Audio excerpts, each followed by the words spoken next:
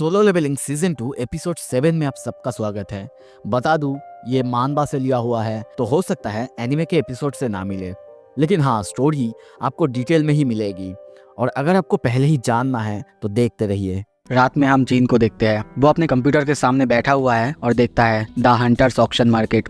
इसके बारे में बताया जाता है ये एक ऑनलाइन और ऑफलाइन मार्केट है जिसमें ऐसे मटेरियल्स बेचा जाता है जिन सबको रेट्स के दौरान पाए जाते हैं। इस ऑक्शन में आप कोई भी आइटम्स को बेच या फिर खरीद भी सकते हो और नॉर्मली कोई भी आइटम जो कि बहुत अच्छा होगा हंटर्स की लाइफ को बचा भी सकते हैं।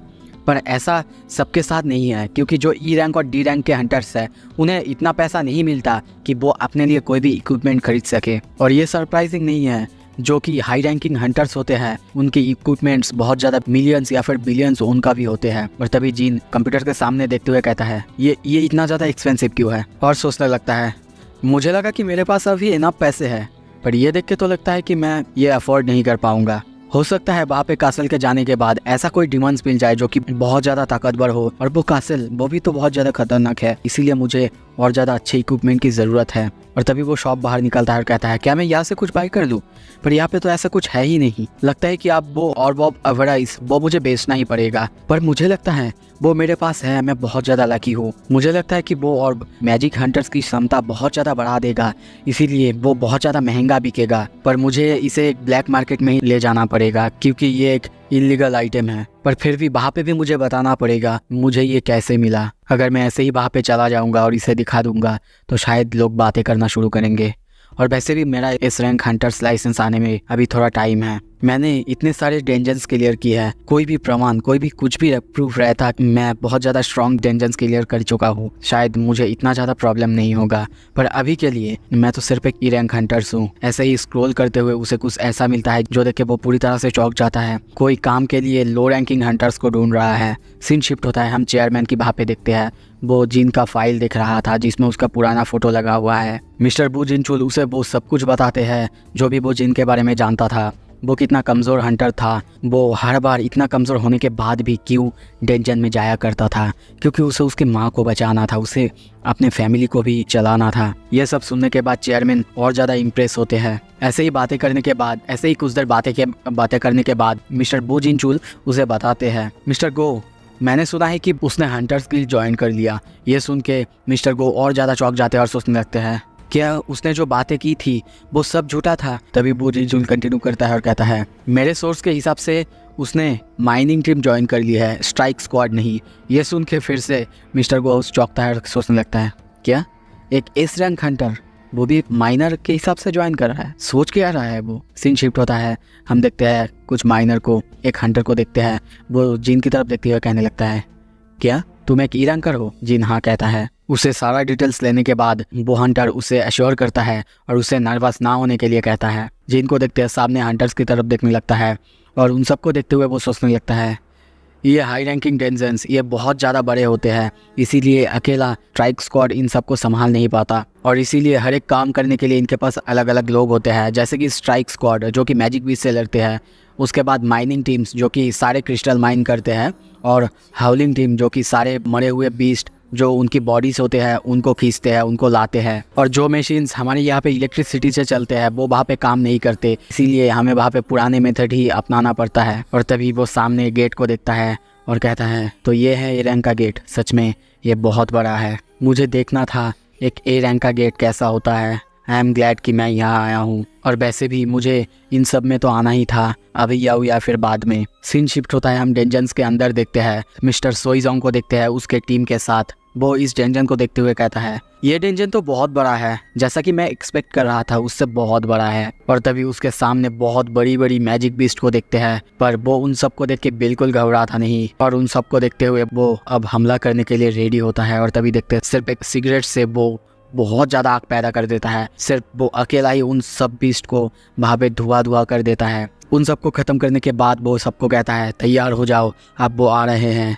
तभी देखते हैं वहाँ पे और सारे बीस्ट आके उन सब पर हमला करते हैं। उसके साथ हम देखते हैं उसकी टीम भी बहुत ही घमासान लड़ाई करता है। वो भी देखते हैं सारे बीस्ट को जला रहा था और कहने लगता है मुझे नहीं लगता कि हम इन सारे बॉडीज़ को अब काम में ले सकते हैं, ये सब तो वैसे भी जल के खाक हो चुके हैं। उसकी ऐसी हालत को देख के हम देखते हैं दो हंटर्स जो कि अपने शील्ड से प्रोटेक्ट कर रहे थे वो उसे देखते हुए सोचने लगते हैं डैंग, वो सच में इम्प्रेसिव है। हम लोग कितनी बार भी उसे देख ले, वो हर बार हमें हक्का बक्का कर देता है। तभी देखते हैं वो डेंजन के अंदर सबको बुलाता है और कहता है चलिए आगे बढ़िए, मैं तुम सबके साथ हूँ। सीन शिफ्ट होता है, हम डेंजन के बाहर देखते हैं वो हंटर जो कि इस माइनिंग टीम का शायद हेड है, वो बहुत ज़्यादा खुश नहीं है और कहता है उनका रेड करना ख़त्म कब होगा। तभी दूसरे आदमी को देखते हैं, वो कहता है आई प्रॉमिस कि बहुत जल्द ख़त्म हो जाएगा सर, आप रुकिए। और वो आदमी और ज़्यादा गुस्सा होता है और कहता है तुमने तो पहले भी ये कहा था और बार बार यही कह रहे हो। पर कुछ देर बाद हम देखते हैं आखिरकार स्ट्राइक स्क्वाड बाहर से आ जाते हैं। जिन उन सबको बाहर आते हुए देख रहा था और उन सबको एक एक करके बाहर आते हुए देखते हुए वो सोचने लगता है तो ये है पूरे कंट्री की सबसे best guild, the hunters guild, और वो रहा सोईजोंग। और उसके बाद सेकंड इन कमांड और शायद यही होगी Chaiyan, vice master of hunters guild. और उसे सामने देखते ही वो काइंड ऑफ इम्प्रेस हो जाता है और सोचने लगता है मुझे नहीं पता इसके जैसे कितने लड़कियां इस दुनिया में होंगे या फिर कितने लड़कियां होंगे जो इसके जैसे प्रेजेंस रखते हैं, पर देख के तो ऐसा लगता है कि ये सोईजोंग जितना ही स्ट्रॉन्ग है या फिर उससे ज़्यादा। हो सकता है कि ये मिस्टर गो जितना ही स्ट्रॉन्ग है। तभी देखते हैं मिस चाह उस तरफ देखती है और सोचने लगती है क्या अभी अभी मुझे ऐसा लगा कि वहाँ पे कुछ स्ट्रॉन्ग प्रेजेंस था, ये क्या मेरी कोई इमेजिनेशन है या फिर मुझे लगा कि चेयरमैन गो वहाँ पे था। पर छोड़ो, मुझे नहीं लगता कि वो अपने बिजी शेड्यूल को छोड़ के हमें देखने यहाँ पे आएंगे। और तभी देखते हैं वो अपने नाक में रुमाल रख लेती है। उन सब के जाने के बाद हम देखते हैं एक एक करके सारा माइनिंग टीम अंदर जाने लगते हैं। जिन को देखते हैं वो भी उन सब के साथ धीरे धीरे अब डेंजन के अंदर जाने लगता है। डेंजन के अंदर आने के बाद हवा में कुछ अजीब से महसूस होता है। वो कहता है हवा में मुझे कोई अजीब सा कुछ महसूस हो रहा है, क्या ये हवा है? नहीं, ये माना वेव्स है जो कि बॉस के द्वारा एमिट किया जा रहा है। वो दूसरी तरफ देख के ये सोच ही रहा था। तभी दूसरी तरफ देखते हैं बाकी माइनर्स उसे देखते हुए उसके बारे में बातें कहने लगते हैं, बातें करने लगते हैं। अरे एक ईरान हंटर, वो यहाँ पे क्या कर रहा है और वो यहाँ पे आया ही क्यों है? टीम लीडर को क्या कोई पागल कुत्ते ने काटा है जो उसे इस टीम में लिया है? एक ईरान हंटर तो नॉर्मल ह्यूमन जितना ही ताकतवर होते हैं। मुझे नहीं लगता कि आज की काम इतनी जल्दी पूरा कर पाएंगे। ये सब बातें जीन दूसरी तरफ से सुन रहा था। सोचने लगता है हाँ, जैसे कि मुझे पता है ई रैंक हंटर्स की इज्जत कहीं भी नहीं है। तभी देखते हैं उसके साथ एक माइनर का धक्का लगता है और वो उसकी तरफ गुस्से में देखते हुए कहता है थोड़ा सा हट तो जाओ। पर जीन बहुत ही गुस्से के साथ उसकी तरफ देखने लगता है। उसकी आंखों को देख के वो डर जाता है और कहता है नेवर माइंड। जीन बाहर से चला जाता है। वो माइनर उसे देखते हुए सोचने लगता है क्या सच में वो एक ई रैंक हंटर है? कुछ देर बाद हम देखते हैं सारे जो हाउलिंग टीम्स हैं वो सारे मरे हुए बीस्ट बॉडीज को ले जा रहे हैं। और तभी हमें यहाँ पे बताया जाता है जो स्ट्राइक स्क्वाड है वो सारे नॉर्मल्स पहले सारे जो मैजिक बीस्ट है डेंजन के अंदर उन सबको ख़त्म करते हैं, पर बॉस को नहीं, क्योंकि एक बार बॉस को अगर मार दिया उसके बाद तो गेट बंद हो जाता है, तो उन सबको इतना ज़्यादा प्रॉफिट नहीं होंगे। इसीलिए पहले तो सारे मैजिक बीस्ट को मारते हैं, उसके बाद माइनिंग टीम और हाउलिंग टीम अपना काम करते हैं। सब कुछ खत्म होने के बाद उसके बाद स्ट्राइक स्क्वाड वहाँ पे आते हैं, बॉस को मारते हैं। ए रैंक के गेट्स में जो मैजिक बीस्ट मिलते हैं उनकी सब कुछ ही काम में आते हैं, यहाँ तक कि उनकी बॉडी, उनका बोन्स, उनका लेदर, उनका मीट, सब कुछ। माइनिंग टीम का लीडर कहता है तुम्हें शायद ये देख के बहुत अजीब लग रहा होगा, ये जो डेंजन है बहुत बड़ा है। जिन भी सामने देख के कहता है हाँ बहुत ज़्यादा ही बड़ा है। तभी जिन पूछता है अच्छा हम सब यहाँ पे काम करते हैं, बॉस को तो अभी मारा नहीं गया है। उसकी बात काटते हुए वो आदमी कहता है हाँ, क्योंकि अगर उन्हें मार देंगे तो फिर ये डेंजन तो ख़त्म ही हो जाएगा ना, तो फिर हमारे काम में तो कुछ भी नहीं आएगा। इसीलिए हम अपना काम करते हैं, उसके बाद ही वो सब आके बॉस को मारते हैं। ये सुनने के बाद जिन कहता है अच्छा तो फिर मान लीजिए अगर वो बॉस अपने डेंजन से, अपने बॉस लेयर से बाहर आ जाए तो फिर तो क्या होगा? ये सुन के वो आदमी कहता है ये बहुत कम होता है, बहुत ही ज़्यादा रेयरली होता है, और अगर सच में कभी ऐसा हो गया तो मान लो हम सब मर गए। जिन फिर कहता है आपको डर नहीं लगता? आप जहाँ पे काम कर रहे हो यहीं पे एक इतना ज़्यादा खतरनाक ए रैंक डेंजन का बॉस यहाँ पे है, अगर उसने कुछ कर दिया? वो आदमी कहता है बिल्कुल नहीं, मैं बहुत सालों से इन सारे डेंजर्स में ऐसे ही काम करता आ रहा हूँ, ऐसा कभी नहीं हुआ। जिन सामने देखते हुए कहता है शायद ना जानना बहुत बड़ी सी एक आशीर्वाद है, क्योंकि जिस तरह का माना वेब्स मुझे मिल रहा है और जो वो बॉस एमिट कर रहा है, मैं जानता हूँ कि वो बॉस कितना ज़्यादा स्ट्रॉन्ग है, यहाँ तक कि ये बॉल्कन और मीटस से भी ज़्यादा स्ट्रॉन्ग है। सच में मैं छोईजोंग और साइयन की टीम से बहुत ज़्यादा इम्प्रेस हुआ। वो लोग इस लेवल के बॉस, इस लेवल के डेंजन को क्लियर कर रहे हैं। कुछ देर बाद हम देखते हैं जिन माइनिंग करना चालू करता है और वो बहुत ही तेज़ी से, बहुत ही ज़्यादा स्पीड से माइन करना चालू करता है। उसे देख के वहाँ के सारे जो माइनर्स थे सब चौंक जाते हैं, हक्का बक्का रह जाते हैं, क्योंकि इससे पहले उन्होंने किसी को भी इतने ज़्यादा स्पीड से, इतने ज़्यादा तेज़ी से माइन करते हुए नहीं देखा।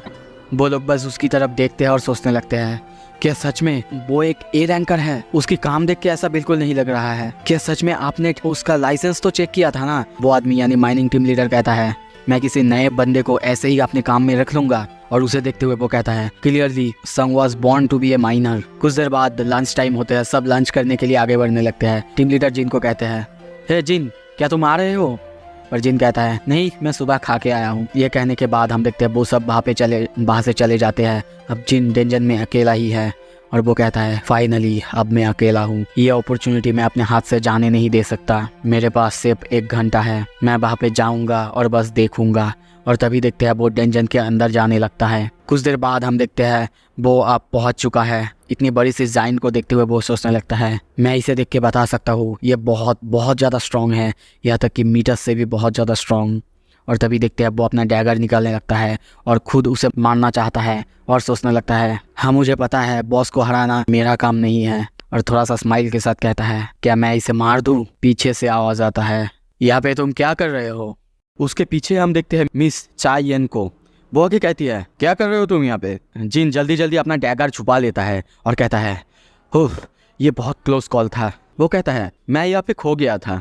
ये सुन के साइयन को विश्वास नहीं होता है। वो कहता है, क्या तुम माइनिंग टीम से हो ना? और वहाँ से हट जाओ, ये बॉस प्लेयर है। जिन उसकी बात सुन के थोड़ा सा स्माइल करता है और सोचने लगता है, साइयन, मुझे पता था ये इम्प्रेसिव है, पर मैं विश्वास नहीं कर पा रहा हूँ, उसने मुझे यहाँ तक ढूंढ लिया। तभी देखते हैं साइयन उसकी तरफ देखती है, उसके हाथ की तरफ देखती है जो कि खाली था। ये देख के सोचने लगती है, ये क्या? आई एम प्रीटी श्योर कुछ ही देर पहले उसके हाथ में कोई वेपन था। तभी वो उसे इस डेंजन से बाहर जाने के लिए कहती है। जिन भी उससे माफ़ी मांगने के बाद बाहर से धीरे धीरे निकलने लगता है। जब साइयन की बहुत ही पास से गुजरता है तभी साइयन को देखते हैं कुछ अजीब सा सेंट मिलता है और वो कहता है, रुको। और तभी देखते हैं वो उसके पास जाके उसे सूंघने लगती है और उसके बाद सोचने लगती है, क्या इसके पास से कोई गंदा स्मेल नहीं आ रहा है? जिन पूछता है, क्या कोई प्रॉब्लम है? साइयन को देखते हैं, वो कहती है, क्या तुम सच में एक हंटर ही हो ना?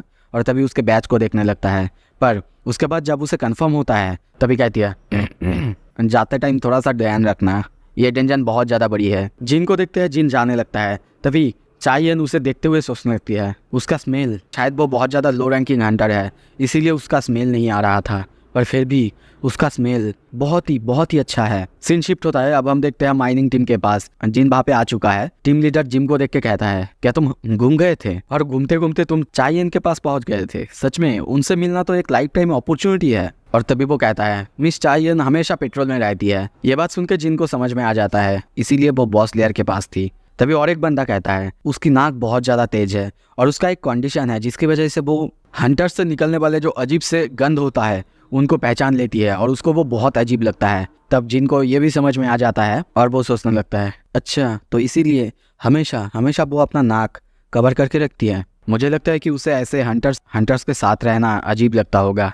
और इसीलिए शायद उसने मुझे पूछा होगा मैं कोई हंटर हूँ कि नहीं। और तभी हम देखते हैं वो बारूका का वही बात सोचने लगता है जब उसने कहा था कि जब वो आसपास होता है तो सिस्टम उसे मारने के लिए नहीं कहता है। और वो सोचने लगता है, मेरे पास हंटर का सेंट नहीं है और आइस प्लेयर, मैं अगर उनके पास जाता हूँ मुझे मारने के लिए नहीं कहा जाता क्योंकि मैं एक प्लेयर हूँ। पर ये होने का मतलब क्या है? सीन शिफ्ट होता है। माइनिंग खत्म होने के बाद हम देखते हैं टीम लीडर उसे अच्छे से पे करता है और कहता है, सच में तुम बहुत अच्छे थे, तुम्हारी वजह से हमारा काम बहुत जल्दी हो गया। मैंने बहुत से लोगों से मिला है पर तुम अलग ही हो। और कुछ ही देर बाद हम देखते हैं वो फिर से कहता है, वैसे मैं किसी से ये ऑफ्टेनली नहीं पूछता हूँ पर क्या तुम मेरे साथ काम करने के लिए इंटरेस्टेड हो? मैं तुम्हें अच्छी पेमेंट दूंगा। जिन मना कर देता है और कहता है, नहीं मुझे थोड़ा सा काम है। पर तभी वो आदमी कहता है, ये तो बुरा हुआ, कैसा होगा अगर कल कोई काम मिल जाए तो? इसके बाद जिन पहले तो अपने काम के बारे में, रीवैल्यूएशन के बारे में सोचने लगता है पर तभी उसे याद आता है, क्या कल भी? और वहाँ पे फिर से उसे पता चलता है स्ट्राइक स्क्वाड का दूसरा एक टीम है जो कि और एक गेट संभालेंगे। मतलब इनके पास 2 टीम जैसे कि स्क्वाड ए और स्क्वाड बी टीम है। और जब उसे पता चलता है एक और ए रैंक के गेट में जाने वाले हैं तो वो कहता है, ठीक है कहाँ पे मिलना है कल? ये सुन के वो आदमी बहुत खुश होता है और कहता है, ठीक है आ जाना, मैं तुम्हें बता दूंगा और तुम्हें चिंता करने की कोई ज़रूरत नहीं, मैं तुम्हें अच्छे से पे करूंगा। ये सुन के जिन हंसने लगता है क्योंकि आपको पता है जिन के पास कितना सारा पैसा है। सीन शिफ्ट होता है। हम जिन्हों को कजिन सिस्टर के साथ देखते हैं। वो उसे एक रेस्टोरेंट में लेके आया है। वो ऑलरेडी बहुत ज़्यादा टल्ली है। वो उसे ये भी बताता है कि वो उसने अपने पापा से बात की थी और वो बात अच्छी तरह से गया पर एक चीज़ है जो कि उसके पापा को चाहिए और उसके लिए उसे जिन का हेल्प चाहिए। बार बार उसके मुंह से जिन का नाम सुन के वो सोचने लगती है ये बंदा आखिर कौन है। तभी देखते हैं जिन्हो उसे फ़ोन दिखाते हुए कहता है देखो मैंने उसे कितनी बार कॉल की थी पर एक बार भी वो जवाब नहीं देता है। ये कह के वो रोने लगता है। उसके बाद उसकी कजिन कहती है यार मुझे तो ये अजीब लग रहा है, क्या तुम दोनों कोई डेटिंग बेटिंग तो नहीं कर रहे हो ना। और वैसे मुझे भी बहुत ज़्यादा काम है, मुझे जाना है। और ऐसे ही बात करते करते कुछ देर बाद हम देखते हैं वो उसका फ़ोन ले लेती है और जिन को कॉल लगा देती है। और तभी देखते हैं जिन का फ़ोन बजने लगता है, रिंग होने लगता है। दूसरी तरफ से हम देखते हैं जिन उसका फ़ोन उठा के कहता है हे बहुत दिन हो गए ना। ये देख के जिन्हो बहुत ज़्यादा खुश होता है और उससे बात करने लगता है। यहाँ तक कि जब जिन उससे उसके पापा के साथ बात के बारे में पूछता है तब जिन्हो बताता है सर वो तो बहुत अच्छा गया पर उसके लिए मुझे आपकी मदद चाहिए। क्या कल आपके पास कोई टाइम होगा, हमें थोड़ा सा बात करना है। जिन कहता है हाँ होगा, अगर तुमको लेट नाइट चलेगा तो फिर मुझे कोई प्रॉब्लम नहीं। जिन्हो हाँ कर देता है। सीन शिफ्ट होता है, मिस चाइयन को देखते हैं। उसने किसी को कॉल किया है, वहाँ से उसे आवाज़ आता है मिस चाइयन नॉर्मली आप तो मुझे इतनी रात को कॉल नहीं करते, क्या हुआ। मिस चाइयन पूछती है क्या तुम मुझे किसी के बारे में इंफॉर्मेशन दे सकते हो। वन ऑफ द माइनर्स, उसका नाम है संग जिनबू। सो ये एपिसोड यहाँ पे ख़त्म करते हैं। अगला एपिसोड बहुत जल्दी लेके आऊँगा। Thank you so much video देखने के लिए।